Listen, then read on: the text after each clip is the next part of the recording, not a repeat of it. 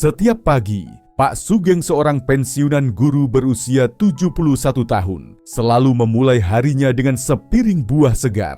Ada pisang, semangka, dan sedikit mangga. Ia percaya, seperti yang diajarkan puluhan tahun lalu, bahwa buah adalah kunci umur panjang. Tapi dalam 2 bulan terakhir, tubuhnya sering lemas, detak jantungnya tidak teratur, dan tekanan darahnya naik turun seperti roller coaster. Saat anaknya akhirnya membawa beliau ke dokter, diagnosanya mengejutkan: gula darah melonjak, ginjal mulai tertekan, dan interaksi negatif antara buah yang dikonsumsi dan obat hipertensi yang beliau minum. Ini bukan kasus yang unik. Ratusan ribu lansia di Indonesia mungkin sedang mengalami hal serupa tanpa mereka sadari.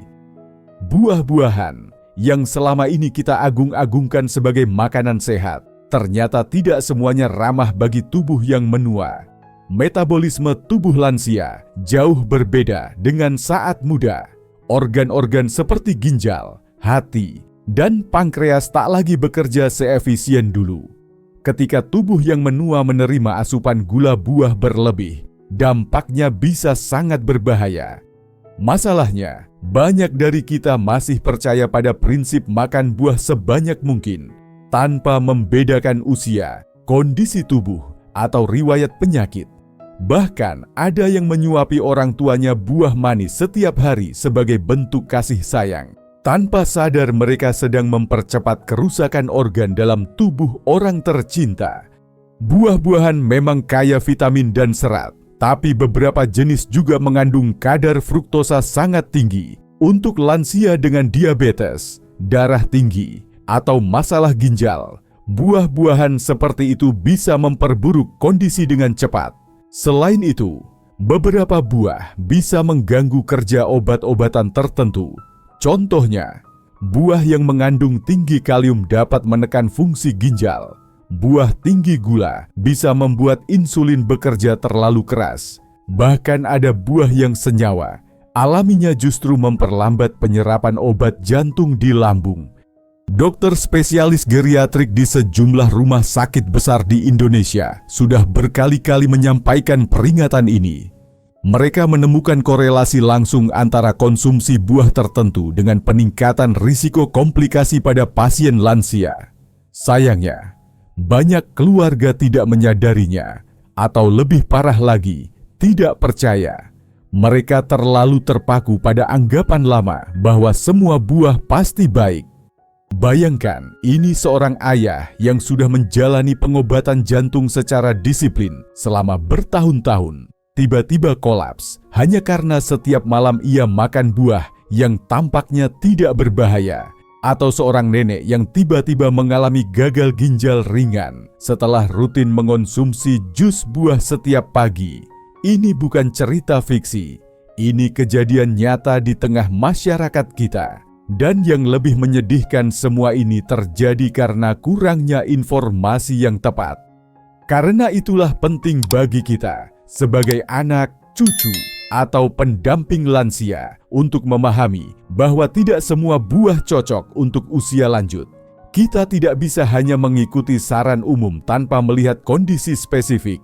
Kita perlu tahu jenis buah apa yang harus dibatasi, buah mana yang bisa diganti dengan pilihan lebih aman, dan bagaimana cara menyajikannya dengan benar agar tetap bermanfaat tanpa membahayakan. Dalam rangkaian cerita ini, kita akan membahas 5 jenis buah yang tampaknya tidak berbahaya, namun bisa menjadi ancaman tersembunyi bagi orang lanjut usia. Setiap buah akan dijelaskan berdasarkan fakta medis, studi kasus nyata, dan dilengkapi dengan saran pengganti yang lebih baik. Ini bukan larangan, tapi panduan agar kita tidak mengulangi kesalahan yang bisa berakibat fatal. Jangan abaikan. Bisa jadi orang tua atau kakek nenek Anda sedang mengonsumsi salah satu buah berbahaya ini setiap hari dengan keyakinan bahwa mereka sedang menjaga kesehatannya. Semangka adalah buah favorit banyak orang Indonesia. Rasanya manis, kandungan airnya tinggi, dan menyegarkan saat cuaca panas.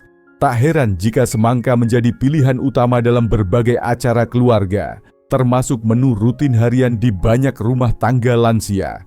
Tapi tahukah Anda bahwa di balik kesegarannya, semangka bisa menjadi buah yang berisiko tinggi bagi kesehatan orang lanjut usia? Masalah utama dari semangka terletak pada dua hal: kandungan fruktosa dan potasium yang tinggi. Semangka mengandung lebih dari 6 gram gula alami per 100 gram. Untuk orang sehat usia muda, ini bukan masalah besar. Tapi bagi lansia dengan metabolisme yang melambat, pankreas yang sudah tidak seaktif dulu, dan ginjal yang mulai melemah, fruktosa berlebihan dapat menjadi beban berat. Ketika semangka dikonsumsi dalam jumlah banyak, kadar gula dalam darah bisa naik drastis. Hal ini terutama berbahaya bagi lansia yang menderita diabetes tipe 2, bahkan meski mereka tidak makan nasi atau kue manis. Konsumsi semangka setiap hari bisa menggagalkan pengendalian gula darah yang sudah dijaga bertahun-tahun. Dalam banyak kasus yang diamati dokter di klinik geriatrik Jakarta, pasien yang tampak disiplin menjaga pola makan ternyata mengalami lonjakan gula darah hanya karena mereka makan semangka 2-3 potong setiap pagi. Lebih dari itu, semangka juga mengandung potasium dalam jumlah tinggi. Bagi lansia dengan masalah ginjal, kelebihan potasium bisa menjadi masalah serius. Ginjal yang sudah menua sulit membuang potasium secara efisien dari tubuh. Akibatnya, potasium menumpuk dalam darah dan menyebabkan kondisi yang disebut hiperkalemia. Gejala awalnya mungkin ringan seperti otot lemas atau detak jantung tidak teratur. Tapi jika dibiarkan, bisa berujung pada serangan jantung mendadak. Seorang pasien bernama Bu Murni, 68 tahun, mengalami hal ini. Beliau rutin mengonsumsi semangka sebagai pengganti camilan malam karena merasa itu pilihan yang lebih sehat daripada gorengan atau biskuit. Ia bahkan mendorong suaminya untuk ikut makan. Dalam waktu 2 bulan, tekanan darahnya tidak stabil dan ginjalnya menunjukkan tanda kelelahan. Setelah dilakukan pemeriksaan, dokter menyarankan penghentian semangka dan menggantinya dengan buah rendah gula seperti pir atau apel hijau. Hanya dalam 3 minggu, kondisinya membaik secara signifikan. Selain itu, banyak lansia tidak menyadari bahwa semangka tidak mengandung serat sebanyak buah lain. Ini berarti meski mereka merasa kenyang, semangka tidak membantu pencernaan sebagaimana buah berserat tinggi lainnya. Akibatnya, konsumsi semangka dalam jumlah besar bisa menimbulkan masalah buang air besar yang tidak lancar, terutama pada lansia yang sudah rentan sembelit. Mitos lain yang membuat semangka semakin disukai adalah anggapan bahwa karena terdiri dari 90% air, maka buah ini aman bagi ginjal. Padahal, justru karena efek diuretik alaminya, semangka bisa memicu dehidrasi ringan jika dikonsumsi tanpa cukup asupan air lain. Lansia yang sudah mengalami penurunan rasa haus berisiko tidak mengimbangi cairan tubuh mereka, sehingga fungsi ginjal malah terganggu. Jadi, apa yang bisa dilakukan? Bukan berarti semangka harus dihindari total, tetapi bagi lansia, porsi dan frekuensi sangat menentukan. Konsumsi semangka maksimal 100-150 gram per hari, tidak lebih dari 2 kali seminggu, dan sebaiknya tidak dimakan bersamaan dengan waktu konsumsi obat diabetes atau hipertensi. Sangat penting juga untuk memantau kadar gula darah secara rutin jika buah ini menjadi bagian dari pola makan harian. Sebagai alternatif yang lebih aman, lansia bisa memilih buah seperti apel hijau, pir, atau pepaya dalam porsi kecil. Buah-buah ini memiliki kadar gula yang lebih rendah, kandungan serat lebih tinggi, dan tidak membebani fungsi ginjal. Ingat, di usia lanjut, yang dibutuhkan bukan sekadar rasa segar atau manis di lidah, tapi keseimbangan yang menjaga tubuh tetap stabil. Dan dalam hal ini, semangka bukan pilihan terbaik. Jeruk adalah salah satu buah paling populer di Indonesia. Rasanya manis asam menyegarkan, harganya terjangkau, dan sering dianggap sebagai sumber vitamin C terbaik untuk daya tahan tubuh. Banyak lansia menjadikan jeruk sebagai camilan sehat setelah makan atau minuman jus harian yang tampak tidak berbahaya. Tapi di balik kesegarannya, jeruk menyimpan sejumlah risiko tersembunyi yang sangat perlu diperhatikan oleh orang lanjut usia, terutama mereka yang mengonsumsi obat rutin setiap hari. Masalah pertama dari jeruk adalah kandungan asam sitratnya yang tinggi.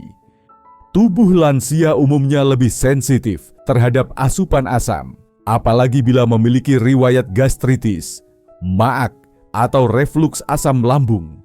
Konsumsi jeruk yang tampaknya ringan, seperti satu buah setelah makan malam, bisa memicu sensasi perih di perut, mual, hingga naiknya asam lambung ke kerongkongan. Hal ini menyebabkan banyak lansia merasa sesak napas, sulit tidur, dan bahkan merasa nyeri dada yang sering disalahartikan sebagai masalah jantung. Di klinik pencernaan di Yogyakarta, seorang pasien lansia bernama Pak Darto, usia 70 tahun, datang dengan keluhan nyeri lambung yang makin parah sejak sebulan terakhir. Setelah diperiksa, ternyata beliau rutin minum jus jeruk setiap pagi sebagai pengganti teh manis. Ia tidak sadar bahwa tubuhnya yang dulu kuat kini sudah tidak mampu menetralkan kadar asam dari jeruk seperti dulu. Setelah menghentikan konsumsi jeruk dan menggantinya dengan air hangat lemon encer, keluhannya berkurang dalam 2 minggu. Masalah kedua yang tidak kalah serius adalah interaksi jeruk dengan obat-obatan. Beberapa jenis jeruk, terutama jeruk Bali dan jeruk Sunkist, mengandung senyawa yang disebut furanocoumarins. Senyawa ini dapat menghambat enzim di hati yang berfungsi memecah obat-obatan tertentu. Akibatnya, obat yang diminum bisa bertahan lebih lama dalam tubuh, meningkatkan risiko overdosis tanpa disadari. Obat yang paling sering terpengaruh oleh jeruk termasuk obat penurun tekanan darah, statin untuk kolesterol, dan obat jantung tertentu seperti amlodipin atau simvastatin. Bayangkan jika seorang lansia meminum obat jantung sesuai dosis, tapi di saat yang sama mengonsumsi jeruk Bali yang memperlambat pemecahan obat itu di hati. Hasilnya, kadar obat dalam darah menjadi 2 kali lipat, lebih tinggi dari seharusnya. Ini dapat menyebabkan efek samping seperti tekanan darah turun drastis, pusing, atau detak jantung tidak teratur. Dokter dari sebuah rumah sakit swasta di Bandung bahkan menyampaikan bahwa sekitar 1 dari 5 pasien lansia yang dirawat akibat efek samping obat ternyata memiliki kebiasaan konsumsi jus jeruk atau buah jeruk secara rutin. Dalam banyak kasus, pasien atau keluarganya tidak pernah tahu bahwa buah yang tampaknya menyehatkan itu justru menjadi penyebab tersembunyi di balik kondisi serius mereka. Selain itu, jeruk juga mengandung kadar gula alami yang cukup tinggi, meskipun rasanya asam. Bagi lansia penderita diabetes, jeruk bisa menjadi jebakan manis yang menipu. Rasa asamnya membuat banyak orang mengira jeruk tidak mengandung gula. Padahal satu buah jeruk ukuran sedang bisa mengandung 12 gram gula. Jika dikonsumsi dalam bentuk jus tanpa ampas, kandungan gulanya akan jauh lebih cepat terserap, memicu lonjakan gula darah yang berbahaya. Jadi, apa solusinya? Lansia sebaiknya menghindari konsumsi jeruk dalam bentuk jus, terutama yang tanpa ampas. Jika ingin tetap menikmati manfaat vitamin C, mereka bisa memilih buah lain dengan kadar asam lebih rendah seperti pepaya matang, stroberi dalam jumlah kecil, atau bahkan suplemen vitamin C yang sesuai anjuran dokter. Jika memang ingin makan jeruk, pilih varietas manis dalam jumlah kecil dan tidak dikonsumsi bersamaan dengan obat, terutama obat jantung dan kolesterol. Di usia lanjut, tubuh tidak lagi bekerja seperti dulu. Reaksi terhadap makanan menjadi lebih cepat dan lebih intens. Apa yang dulunya biasa saja, kini bisa menimbulkan masalah besar. Jeruk adalah contoh sempurna dari buah yang sehat untuk banyak orang, tapi bisa jadi musuh diam-diam bagi lansia jika tidak dikonsumsi dengan bijak. Pisang adalah buah sejuta umat di Indonesia. Harganya terjangkau, mudah dikupas tanpa perlu alat, dan bisa dimakan kapan saja. Karena alasan inilah banyak lansia menjadikannya pilihan utama untuk sarapan, pengganjal lapar sore hari, atau bahkan camilan sebelum tidur. Tapi siapa sangka, di balik kesederhanaannya, pisang bisa menjadi pemicu diam-diam bagi berbagai gangguan kesehatan pada tubuh lansia yang sudah rapuh. Masalah pertama yang harus dipahami adalah kandungan gula alami dan indeks glikemik pisang. Buah ini mengandung fruktosa dan glukosa dalam jumlah yang cukup tinggi, apalagi bila sudah matang penuh dengan bintik hitam di kulitnya.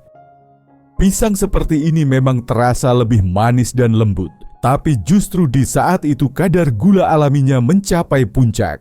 Pada tubuh lansia yang telah mengalami resistensi insulin atau memiliki riwayat diabetes, konsumsi pisang matang dapat memicu lonjakan gula darah yang cepat dan sulit dikendalikan. Di sebuah puskesmas di Lampung, seorang kakek bernama Pak Rusli, 74 tahun, datang dengan keluhan sering merasa lemas dan matanya kabur di pagi hari. Setelah ditelusuri, ternyata beliau rutin makan 2 pisang Ambon besar setiap pagi bersama teh manis sebagai sarapan. Ia berpikir pilihan itu lebih sehat dibandingkan roti tawar atau gorengan. Tapi setelah pemeriksaan kadar gula darah, angkanya melonjak tajam ke atas 255 DL. Tim medis menyarankan penghentian konsumsi pisang selama beberapa minggu dan kondisinya pun berangsur stabil setelah mengganti sarapan dengan bubur oatmeal dan apel hijau. Masalah kedua yang jarang diperhatikan adalah efek pisang terhadap pencernaan lansia. Banyak orang menganggap pisang baik untuk melancarkan BAB. Ini benar, tapi hanya jika dikonsumsi dalam kondisi tepat.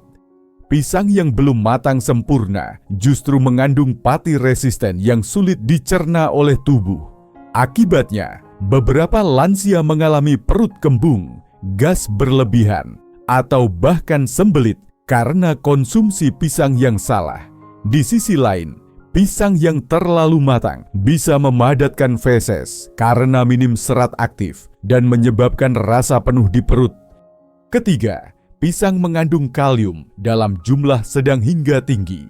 Meskipun kalium penting untuk menjaga keseimbangan elektrolit dan fungsi otot, bagi lansia dengan gangguan ginjal, kalium bisa menjadi ancaman serius. Ginjal yang tidak lagi optimal akan kesulitan membuang kelebihan kalium dari darah. Akibatnya, terjadi penumpukan yang bisa menyebabkan gejala hiperkalemia seperti otot lemas, jantung berdebar, hingga pingsan mendadak. Seorang lansia wanita bernama Ibu Asmah, 69 tahun, yang sedang menjalani pengobatan gagal ginjal stadium awal, pernah mengalami detak jantung tidak teratur. Setelah diteliti oleh ahli gizi rumah sakit, ternyata beliau makan pisang 3 kali sehari sebagai buah utama yang disarankan tetangganya. Tak ada yang tahu bahwa konsumsi itu justru mempercepat penurunan fungsi ginjal. Begitu asupan pisangnya dibatasi, tekanan darah dan detak jantungnya mulai kembali normal dalam sebulan. Pisang juga kerap dikombinasikan dengan makanan lain yang justru memperparah dampaknya. Campuran pisang dengan susu kental manis yang sering digunakan dalam smoothies atau jus adalah jebakan manis yang sangat berbahaya bagi lansia. 2 sumber gula alami dan buatan digabung, mempercepat lonjakan glukosa darah, memaksa pankreas bekerja lebih keras, dan memperburuk kontrol gula jangka panjang. Lalu apakah pisang harus benar-benar dihindari? Tidak juga. Namun, lansia harus sangat selektif. Pertama, pilih pisang yang tidak terlalu matang. Kedua, batasi porsinya hanya setengah hingga 1 buah per hari. Ketiga, jangan makan pisang bersamaan dengan makanan tinggi karbohidrat atau tinggi gula. Dan paling penting, perhatikan waktu konsumsi. Hindari makan pisang di malam hari ketika metabolisme tubuh sedang melambat. Sebagai alternatif yang lebih aman, lansia bisa mencoba buah dengan indeks glikemik rendah seperti apel hijau, buah naga, pepaya matang, atau jambu biji merah. Selain lebih ramah bagi kadar gula darah, buah-buah tersebut juga mengandung serat larut yang mendukung pencernaan tanpa membebani fungsi ginjal. Pisang memang terlihat ramah dan sederhana, tapi di usia lanjut, ketika tubuh sudah kehilangan sebagian besar kemampuannya untuk mengatur keseimbangan internal, kesederhanaan itu bisa menyesatkan.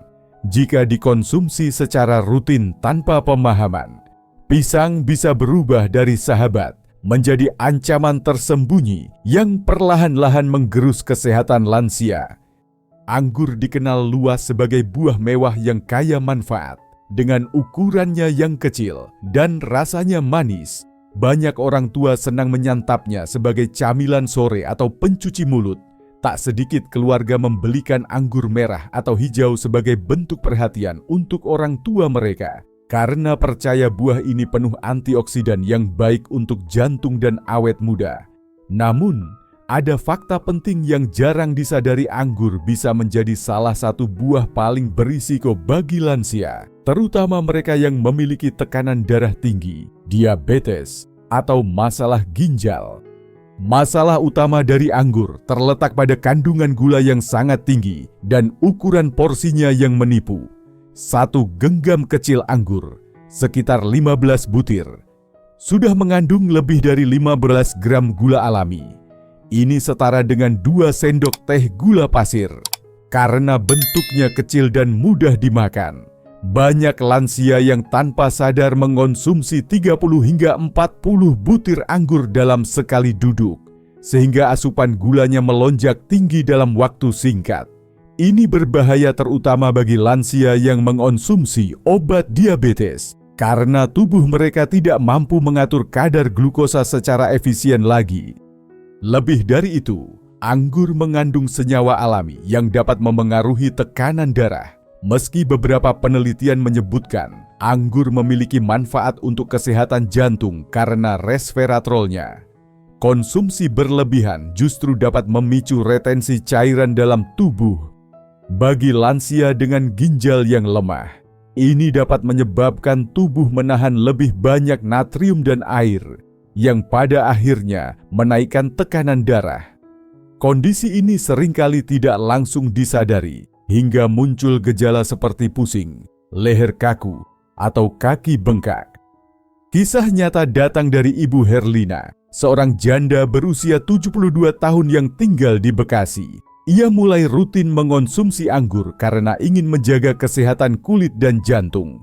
Setiap sore, ia makan setengah kotak anggur merah sambil menonton televisi. Dalam 2 minggu, tekanan darahnya naik dari 140 menjadi 175 tanpa alasan yang jelas.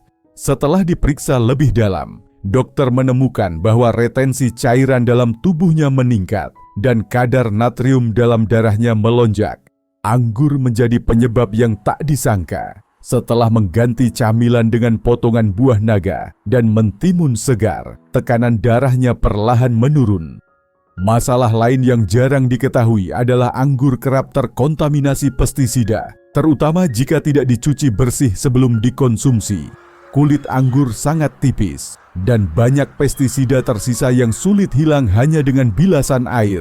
Bagi lansia dengan sistem detoksifikasi tubuh yang sudah tidak optimal, akumulasi zat kimia dari sisa pestisida bisa menyebabkan gangguan metabolik jangka panjang, termasuk gangguan hati ringan atau iritasi lambung. Lalu bagaimana jika lansia benar-benar suka makan anggur? Solusinya bukan melarang total, melainkan mengatur porsi dan frekuensi.